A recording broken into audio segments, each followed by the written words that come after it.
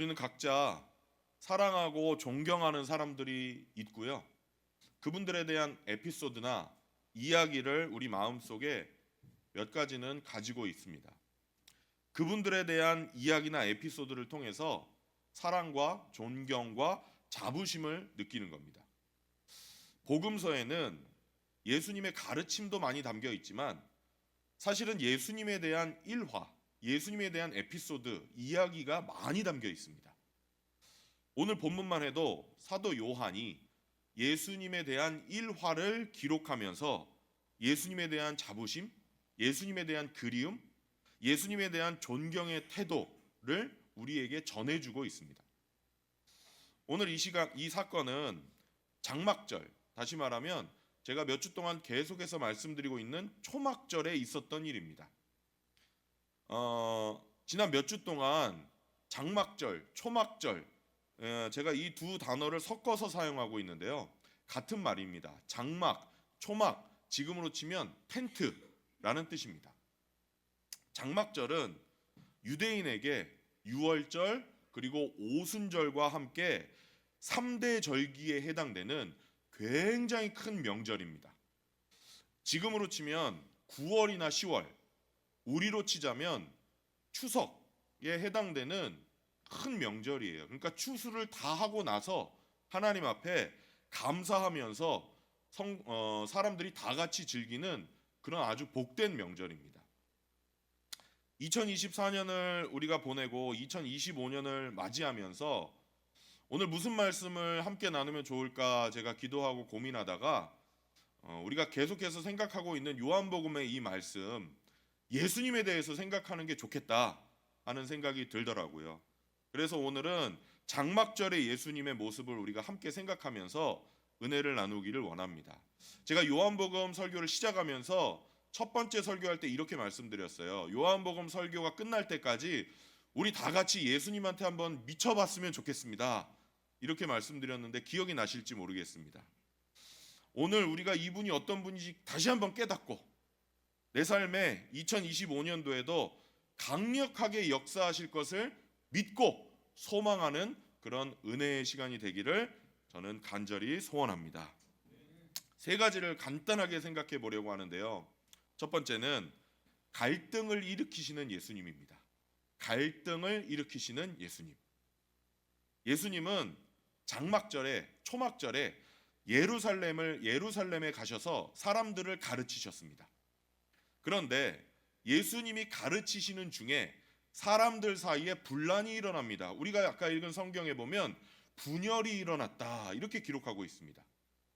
성경을 보면요, 사실 예수님이 좀 문제거리예요. 예수님이 문제거리라고 말하니까 목사가 그렇게 얘기하니까 굉장히 좀 이상하잖아요. 왜 문제거리라고 제가 말씀드리냐면 예수님이 가시는 곳마다 문제가 생겨요.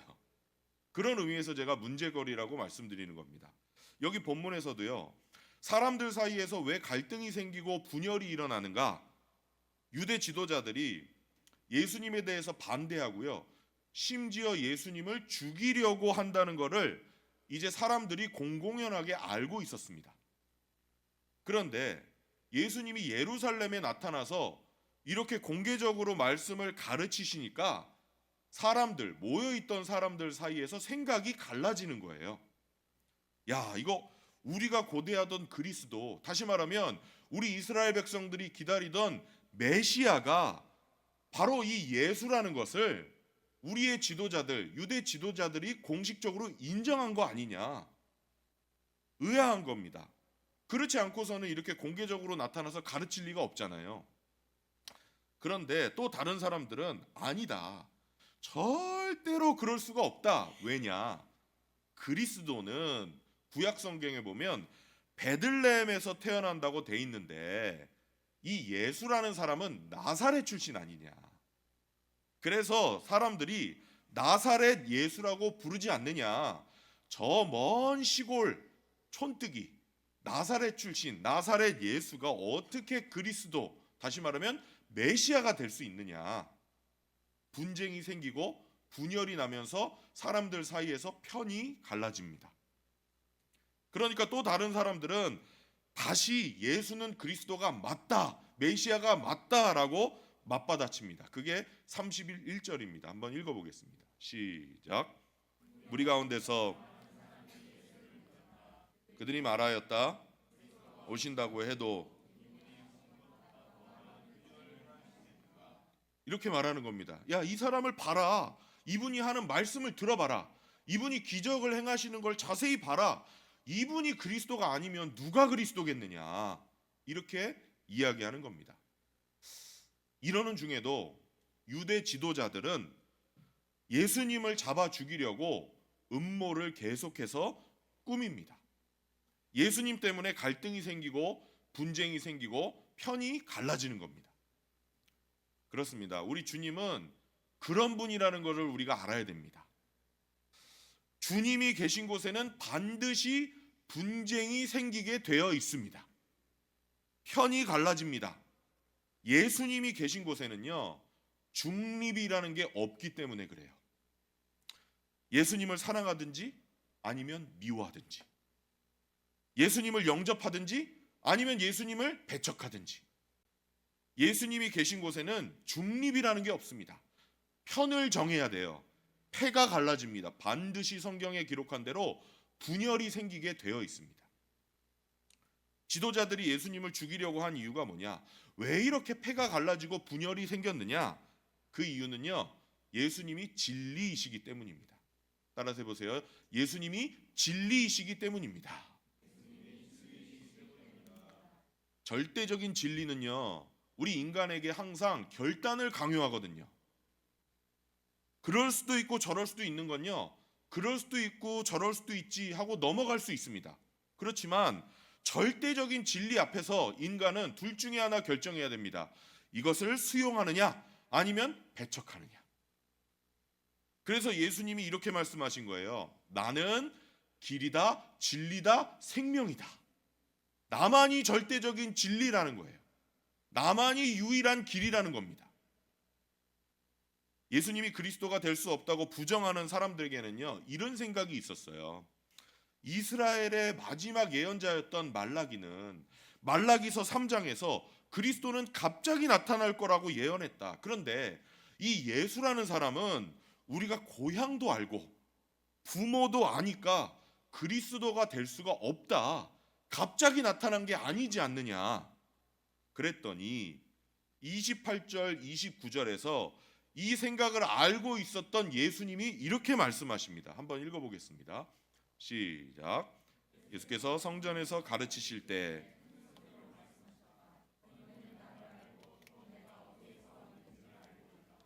그런데 나는 온 것이 아니다. 나를 보내신 분은 그분을 알지 못하지만 나는 그분을 안다. 나는 그분에게서 왔고 나를 보내셨기 때문이다. 이 말씀 하셨기 때문에 예수님은 유대 지도자들에게 더 미움을 받으십니다. 왜냐? 유대 지도자들은 보통 유대인들은 하나님을 그냥 아는 정도라고 생각했지만 자기들은 하나님을 특별히 더 잘 안다고 확신을 가지고 있었거든요. 그런데 예수라는 30살 간 넘은 청년이 나타나서 유대 지도자들한테 이렇게 얘기하는 겁니다. 너희들은 하나님을 모른다. 나만 하나님을 안다. 그 권위에 정면으로 도전을 한 겁니다. 그러니까 이 사람들이 마음속에 예수라는 청년을 죽여야겠다라는 생각을 가지게 된 겁니다. 진리라는 것은요, 우리에게 항상 결단을 강요하기 때문에 편이 갈라질 수밖에 없습니다. 갈등이 생기고 분쟁이 생기기 마련입니다. 진리는 우리 인간으로 하여금 믿게 하든지 아니면 반발하게 하든지 둘 중에 하나를 하게 되어 있습니다. 그래서 제가 좀 강렬한 설교하면요, 가끔 시험에 드시는 분들 있잖아요. 시험에 들어보셨죠? 저도 알아요. 그런데 저는 그런 분이 있다면 설교를 잘한 거라는 생각이 듭니다. 왜 그래요? 주님이 계신 곳에는 갈등이 있기 마련이거든요. 문제가 생기기 마련이에요. 반대로 얘기하면요, 갈등이 생기지 않으면 누가 안 계신 거예요? 주님이 안 계시다는 뜻이에요. 그래서 여러분 중에 안 믿는 가정에서 예수 믿으면서 문제 생기는 경우 있으시잖아요. 그렇죠? 놀라실 필요 없어요. 그렇게 되게 되어 있는 겁니다. 물론 그 문제라는 게 말씀대로 살지 않기 때문에 오는 문제도 있습니다.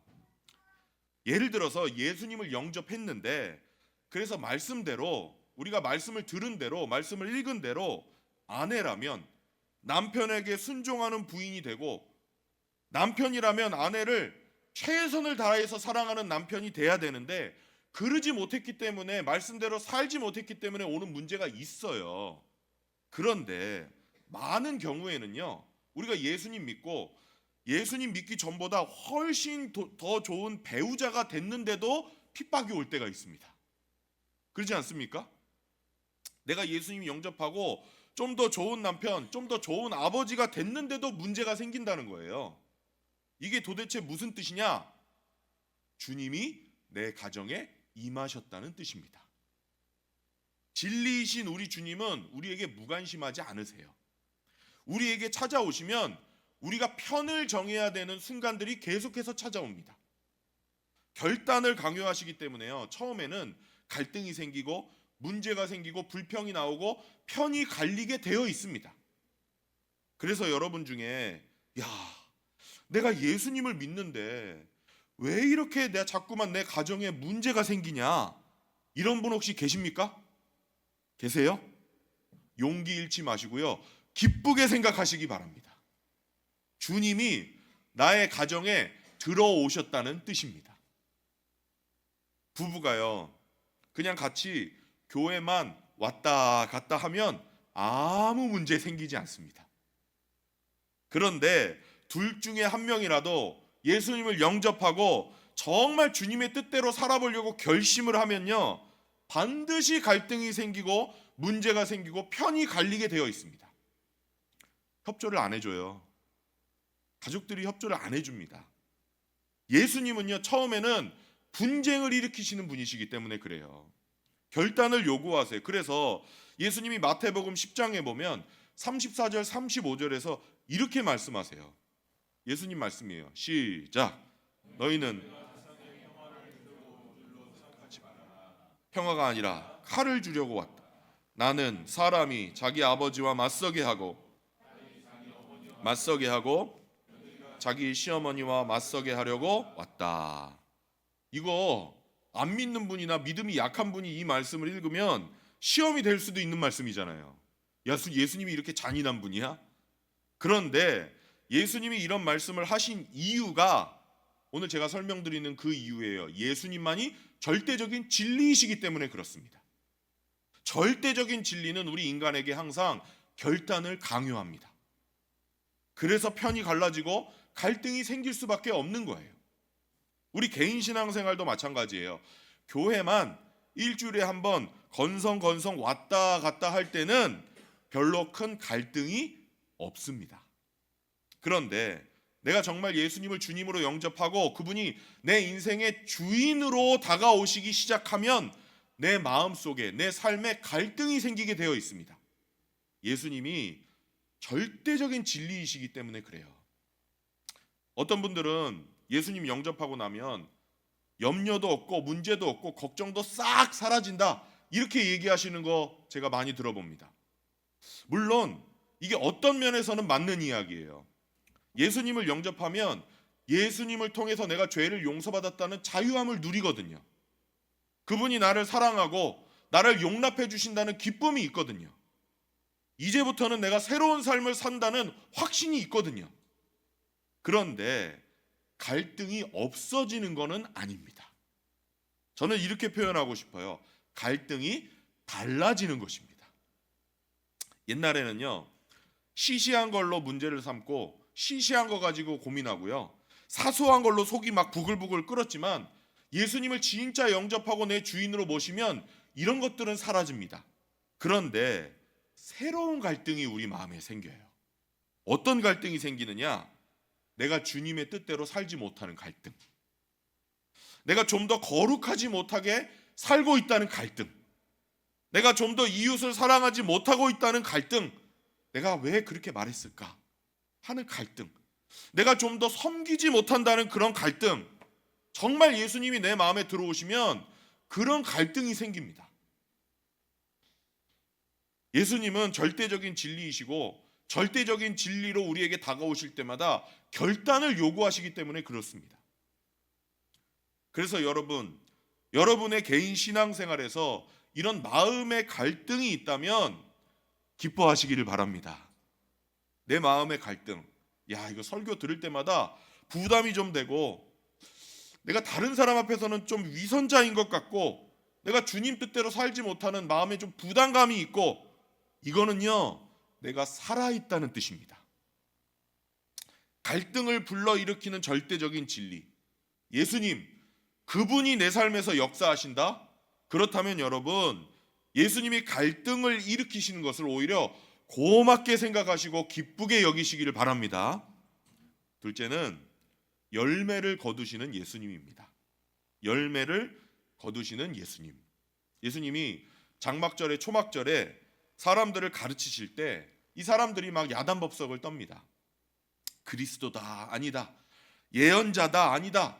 믿자, 아니다. 죽여버리자. 이렇게 극단적인 반응을 보이면서 아주 소란이 일어납니다. 이런 와중에 지금 예수님이 뭐하고 계신 거예요? 뭐하고 계세요? 뭐하고 계세요? 지금 예루살렘에서 사람들을 가르치고 계시는 거예요.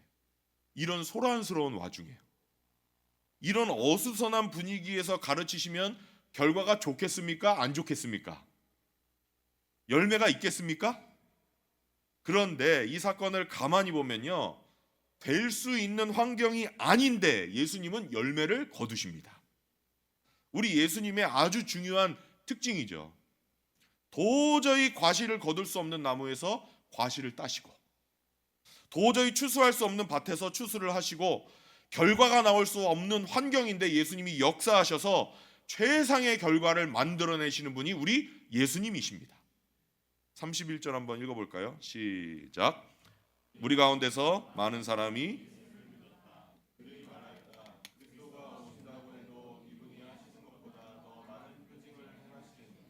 이 도저히 예수님을 믿을 분위기가 아닌데 지금 이렇게 소란한데, 우리 주님의 능력은요, 될 수 없는 중에 역사하셔서 무리 가운데 많은 사람이 예수를 믿게 되었습니다. 이게 주님의 능력입니다. 안 될 환경에서 되게 하시고 될 수 없는 일을 반드시 이루어내시는 우리 주님의 능력입니다. 여기 보면 또 재미있는 사건이 나와요. 유대 지도자들이요, 예수님을 잡아가려고 군인들을 보냅니다. 32절 한번 읽어볼까요? 32절 시작. 우리가 예수를 두고 수군거리는 것을 바리새파 사람들이 들었다. 그래서 대제사장들과 바리새파 사람들은 잡으려고 성전 경비병들을 보냈는데요, 예수님을 잡으려고 이 군인들이 예수님 앞에 왔다가 그냥 돌아갑니다. 45절 46절 읽어보겠습니다. 시작. 성전 경비병들이 바리새파 사람들에게 돌아오니 그들이 경비병들에게 어찌하여 그를 끌어오지 않았느냐? 경비병들이 대답하였다. 그 사람이 말한 사람은 아멘. 이게 예수님의 능력입니다. 예수님을 잡으러 왔다가 예수님께 사로잡혔어요. 예수님을 잡으러 왔다가 그 말씀에 녹아버린 겁니다. 그래서 왜 왔는지 잊어버리고 그냥 돌아간 겁니다. 할 수 없는 일을 하시는 우리 주님, 그분을 믿으시기를 바랍니다. 또 한 가지 놀라운 사실은요, 47절 48절에 보면 맨손으로 돌아온 경비병들에게 유대 지도자들이 이렇게 말합니다. 읽어볼까요? 시작. 바리새파 사람들이 그들에게 말하였다. 너희도 미혹된 게 아니냐? 지도자들이나 바리새파 사람들 가운데서 그를 믿은 사람이 어디에 있다는 말이냐? 이렇게 경비병들을 혼내는 거예요. 가서 잡아오지는 않고 너희들이 아주 감탄만 하고 돌아왔는데, 우리처럼 신앙생활 열심히 하는 바리새파 사람 중에서, 지도자들 중에서 예수 믿는 사람을 하나라도 본 적이 있느냐? 이렇게 꾸짖은 겁니다. 이렇게 큰 소리를 빵빵 쳤는데 한 사람이 있었습니다. 그게 누구냐면 니고데모입니다. 니고데모. 니고데모는 성경에 3번 나오거든요. 요한복음 3장 우리 이미 살펴봤죠. 어떻게 하면 거듭날 수 있습니까? 라고 예수님께 물을 때 그때 한번 질문하는 장면, 또 대화하는 장면이 나오고요. 그 다음 장면이 이 장면입니다. 예수님을 잡아 죽이라고 하니까 니고데모가 말해요. 지도자들에게 우리 법에는 피고의 이야기를 듣지 않고 판결을 내리는 경우가 없는데 당신들 이렇게 해도 되는 거냐? 이렇게 따집니다. 51절 52절 읽겠습니다. 시작. 우리 율법으로는 말을 들어 또 그가 하는 일을 이렇게 했는데 니고데모가 혼납니다. 계속이요. 그들이 니고데모에게 말하였다. 갈릴리 사람이요, 성경을 살펴보시오. 갈릴리에서는 니고데모가 오히려 혼나는 거예요. 니고데모는 처음에 예수님을 찾아왔을 때 자기가 거듭날 수 있는 방법이 무엇인지를 들었습니다. 알게 됐습니다. 그런데 그 예수님의 이야기를 듣고 비밀리에 섬겼습니다. 누구를요? 예수님을요. 여기서는 우리 예수님을 조금 옹호하면서 완전히 편들지는 못하고 아주 조금 옹호하면서 자기가 예수님의 제자라는 것을 조금 드러내는 겁니다. 마지막에 예수님이 죽으신 다음에는요, 아리마대 요셉이란 사람과 함께 예수님의 시체를 가져다가 장례식을 치렀던 사람들이 니고데모입니다. 그래서 예수님의 장례식 이후에는 사회적으로 완전히 매장됐습니다. 분쟁과 갈등으로 패가 갈려서 도저히 예수님의 가르침으로 열매를 맺을 수 없는 상황입니다. 그런데 우리 주님은요, 많은 사람들을 믿게 하시고 자기를 잡으러 왔던 경비병들을 감화시키시고 지도자들 중에 한 사람, 지금으로 치면 국회의원이라고 할 수 있는 니고데모를 예수님의 제자로 만드신 겁니다. 우리가 섬기는 주님이 바로 이런 분이세요. 할 수 없는 환경에서 뭔가를 해내시고 될 수 없는 환경에서 무언가를 이루시는 주님. 주님이 계신 곳에는 반드시 기적이 일어납니다. 반드시 열매는 맺힙니다. 이걸 기대하면서 살아가시는 2025년이 되시기를 바랍니다. 마지막 3번째는 큰 일을 이루시는 예수님을 보게 됩니다. 큰 일을 이루시는 예수님. 우리 주님이요, 이렇게 분쟁과 갈등을 일으키시는 이유가 있습니다. 괜히 그러시는 게 아니에요. 그 이유가 뭐냐? 큰 일을 이루시려고 하시는 겁니다. 큰 일을 이루시기 위해서. 여러분, 신앙생활을 잘 하시려면 이거를 믿으셔야 됩니다. 내 앞에 어려움이 있다, 분쟁이 있다, 갈등이 있다. 아, 우리 주님이 큰 일을 이루시려고 하는구나. 이 사실을 믿으셔야 됩니다. 주님을 섬기지 못하는 가정, 예를 들어서 주님을 잘 섬기지 못하는 가정은요, 터가 튼튼하지 못해요. 주님을 섬기지 않는 터에 세워진 가정은 수리하기가 어려운 집과 같습니다. 너무 위험하기 때문에 조금만 바람이 불면 터가 흔들흔들하고 약해서 고쳐서 살 만한 집이 아닌 경우가 많습니다. 그래서 주님이 그 집을 아예 무너뜨리고 터부터 닦으실 때가 있어요. 그건 좋은 일이에요? 안 좋은 일이에요? 결과적으로는 좋은 일이죠. 그런데 우리 입장에서는 이게 갈등으로 느껴질 때가 있는 거예요. 분쟁으로 느껴질 때가 있습니다. 그대로 둬서는 이게 조금 변해서는 될 일이 아니고 근본 터부터 흔들어야 될 때가 있다는 거예요. 그래서 우리가 이게 느끼기에 갈등으로 느껴지는 거예요. 예수님이요, 우리 집을 골탕 먹이려고 무너뜨리려고 하시는 게 아니에요. 괜히 갈등을 우리에게 심어주시는 게 아니에요. 영원한 것에 기초를 둔, 영원한 터에 기초를 둔 사랑의 가정을 꾸며주시기 위해서, 선물로 주시기 위해서 기초를 흔들어 놔야 될 때가 있으신 거예요. 이게 처음에는 갈등과 분열로 느껴질 때가 있다는 거예요. 우리 개인의 삶도 마찬가지입니다. 우리 주님의 기초하지 않은 삶은요, 근거가 약하고 언젠가는 멸망해버리고 말 인생 아니겠습니까? 그래서 주님이 나의 새로운 삶을 꾸며주시기 위해서 흔드실 때가 있어요. 터를 흔드실 때가 있어요. 내가 이제까지 갖고 있던 사고방식에 회의감을 느끼게 해주실 때가 있고, 내가 이제까지 살아왔던 생활 방식에 의심을 품게 만드실 때가 있고요. 내가 갖고 있는 성격에 대해서 나는 왜 이렇게 내 성격을 못 고칠까 하는 마음이 들게 하실 때가 있습니다. 이런 회의가 갈등으로 우리 삶에 나타나지만 주님이 우리를 골탕 먹이시려고 하는 게 아니라, 그렇게 하시는 목적은 흔들고 무너뜨려서 새로운 것을 새로운 터 위에 세워주시기 위해서, 그래서 우리에게 새로운 성품을 주시기 위해서 그렇게 하실 때가 있다는 겁니다. 우리 살면서 다른 사람에 대해서, 또 나 자신에 대해서, 인간에 대해서 느끼는 거 있잖아요. 저도 좀 자주 느끼거든요. 그게 뭐냐면 이런 거예요. 야, 사람 진짜 안 변한다. 그지 않으세요? 사람 변해요, 안 변해요? 안 변하잖아요. 저만 봐도 그래요. 저도 잘하는 것 같다가도 또 그래요. 본성이 나올 때가 있어요. 근데요, 그래도 저는 저 자신과 우리 성도님들과 다른 사람에게 소망을 가지는 것을 포기하지 않습니다. 왜 그러느냐?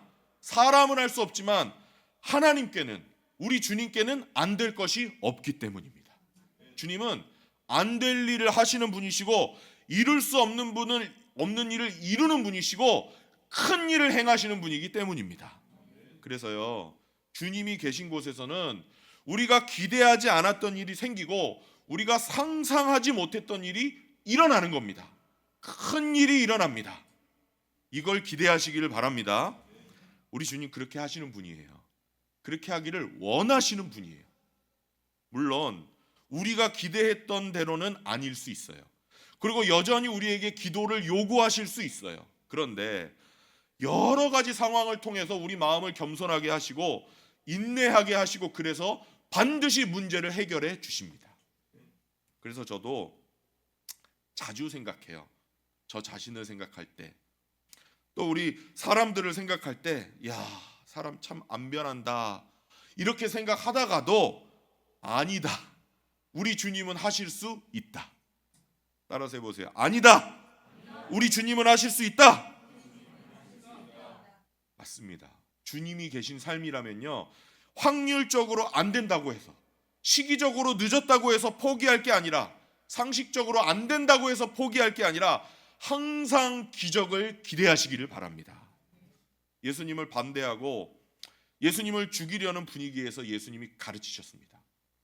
그런데 그 말씀은 열매를 맺었고 믿는 사람들이 생겼고 경비병들까지 감화 감동되어서 그대로 돌아갔고, 국회의원 중에 한 사람까지 예수님의 제자가 되는 놀라운 기적의 역사가 일어났습니다. 하나님이 큰 일을 행하신 것입니다. 그러므로 여러분의 삶에 주님이 계십니까? 여러분의 삶에 주님이 계십니까? 그렇다면 결코 절망하지 마시기를 바랍니다. 주님이 빠르게 내 마음에 들도록 기도에 응답하지 않으신다고 하면 분명히 어떤 목적을 가지고 계시기 때문입니다. 우리 주님이 무력해서 가만히 계신 게 아니라는 뜻입니다. 조급해하지 마십시오. 하나님의 때에 완벽한 방법으로 하나님이 응답해 주실 줄을 믿습니다. 주님이 내 삶에 계시는 한, 내 주인이 우리 주님인 한, 주님이 내 가정에 계시는 한, 우리는 기적을 기대하는 것을 멈추지 말아야 합니다. 사람이 안 될 거라고 생각하는 큰 일이 우리 삶에 2025년에도 많이 일어나게 될 줄로 믿습니다.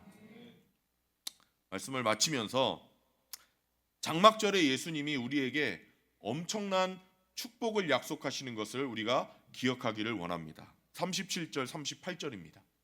시작. 가장 중요한 날인 마지막 날에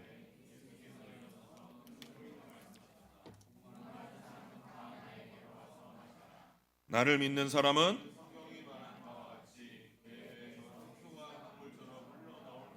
아멘. 예수님이 점잖게 사람을 가르치시다가 자리에서 벌떡 일어나서 지금 큰 소리로 외치시는 거예요. 모두 다 들을 수 있게. 우리 주님이 우리 마음속에 있는 목마름을 이해하십니다.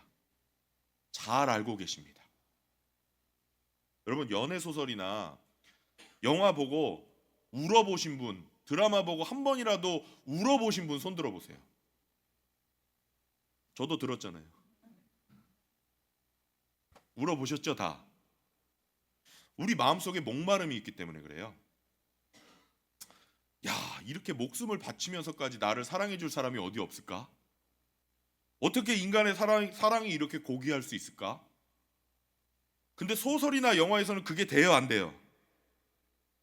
현실에서는 돼요, 안 돼요? 이게 감정이입이 되니까 눈물이 막 섞여서 나올 때가 있어요. 모든 인간은 사랑에 대한 목마름이 있거든요. 나를 있는 그대로 사랑해주고 자기 삶을 던지면서까지 끝까지 나를 사랑할 수 있는 그런 사랑에 대한 목마름이 있거든요. 우리 주님이 우리의 이런 목마름을 아십니다. 우리 주위에서 돈 벌기 위해서 열심히 애쓰는 분들 얼마나 많아요. 근데 어느 정도 돈 벌고 생활이 안정되면 그만둬야겠다고 하시는 분 보셨어요? 제가 자주 말씀드리지만 저는 한 번도 못 들어봤어요. 유튜브를 한번 다 찾아보세요. 그런 내용이 있는지. 어느 정도 수준을 넘으면요, 그 다음부터는 생계 유지가 목적이 아니라 목마름을 채우는 게 목적이에요. 나도 사람들이 알아주는 사람 한번 되고 싶다. 사람들에게 인정받고 싶은 목마름이 있는 겁니다. 자본주의 사회에서 제일 알아주는 사람이 누구예요? 돈 있는 사람 아니겠습니까? 그래서 나도 돈 한번 벌어봐서 큰 소리 내면서 살아봤으면 좋겠다. 또 어떤 분은 이거보다는 조금 더 고귀한 목적, 고귀한 목마름이 있는 분들이 있어요. 뭔가 의미 있는 일을 한번 해보고 싶다. 의미 있는 인생을 살고 싶다. 사업을 통해서 혹은 어떤 순수한 가치를 추구해서 혹은 봉사활동을 통해서 의미 있는 일을 추구해보고 싶다. 인간은 다 이런 목마름을 가지고 살아갑니다. 그런데 여러분, 이런 목마름은 채워지지 않을 목마름입니다. 예수님이 말씀하신 게 바로 이거예요. 자리에서 벌떡 일어나셔서 목마른 사람은 다 나에게로 와서 마셔라. 나를 믿는 사람은 성경에서 말한 바와 같이 그의 배에서 생수가 강같이 흘러나올 것이다. 목마를 때 물 떠먹고 갈증이 풀리면 끝나나요? 저는 설교할 때 왜 이렇게 갈증이 많이 나는지, 우리 성경 읽을 때마다 제가 물을 한 모금씩 마시는데 한 번 마시면 목 안 말랐으면 좋겠는데 계속 목이 말라요. 여러분, 갈증 나실 때 물 한 잔 마시면 끝나요? 몇 시간 있으면 또 목마르시잖아요. 그러면 물을 또 먹어야 돼요. 갈증이 나면. 만약에 물이 없는 곳이라면, 사막 같은 곳이라면 계속 목마름을 느끼면서 버티는 수밖에는 없잖아요. 그런데 상상해 보세요. 만약에 내 배에서, 여러분 배를 한번 보세요. 자기 배.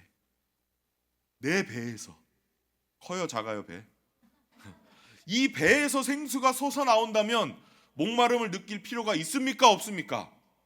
없지요. 주님이 우리에게 목마름을 해결할 수 있다고 약속해 주시는 거예요. 이게 우리 주님의 약속이에요. 인간이 가지고 있는 목마름을 해결하려면요, 속에서 나와야 됩니다. 이게 그런 뜻이에요. 바깥에 있는 것으로 채워지지 않는다는 거예요. 다른 사람이 나를 인정해 준다고, 사랑해 준다고 해결되지 않는다는 거예요. 세상의 성공을 통해서 이 목마름은 해결되지 않는다는 거예요. 우리의 목마름은 밖을 통해서 채워지는 게 아니라 내 안에서 채워질 수 있다는 것입니다. 무슨 뜻이냐? 안에서 채워지되 내 안에 계신 성령 하나님을 통해서만 채워질 수 있다는 것입니다. 그래서 예수님이 이렇게 일어나서 외치신 거예요. 목마른 사람들은 다 나에게로 와라. 나에게 오는 사람은 성경에 써 있는 것처럼 생수가 그 배에서 강같이 흘러 넘칠 것이다. 할렐루야. 그런데 요한이 예수님이 이렇게 말씀하신 것에 설명을 덧붙이는데요, 39절에 이렇게 돼 있어요. 이것은 예수를 믿은 사람이 받게 될 성령을 가리켜서 한 말씀이다. 이렇게 돼 있어요. 누구든지 예수님을 내 인생의 주인으로 모신 사람은 예수님이 성령을 그 안에 보내주셔서 그 안에서부터 목마름을 채워주신다는 것입니다. 사랑에 대한 목마름, 인생의 의미를 발견하고자 하는 목마름, 뭔가 나도 가치 있는 인생이 되고 싶은 목마름, 이런 목마름은 우리 주님이 보내주신 성령님이 우리 안에서 채워주신다는 것입니다. 마지막으로 여러분에게 질문을 드리고 마치겠습니다. 자세히 한번 생각해 보시기를 바랍니다. 여러분의 목마름은 무엇입니까? 목마름이 없는 사람은 세상에 한 명도 없습니다. 여러분이 가지고 있는 목마름은 무엇입니까? 사랑받고 싶은 목마름입니까?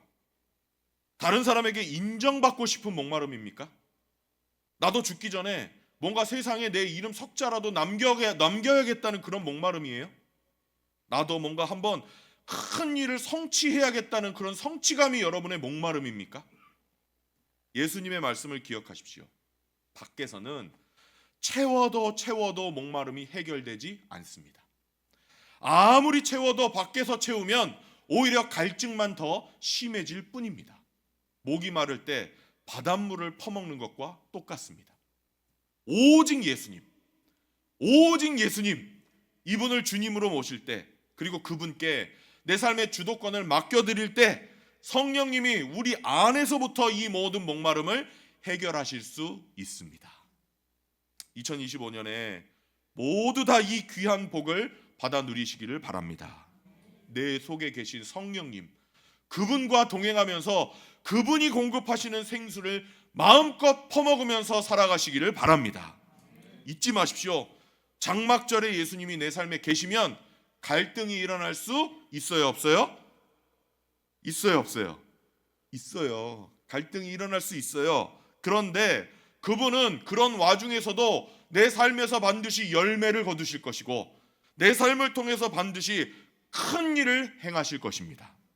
이 믿음으로 1년을 살아내시는 저와 여러분이 되기를 우리 주님의 이름으로 축원합니다.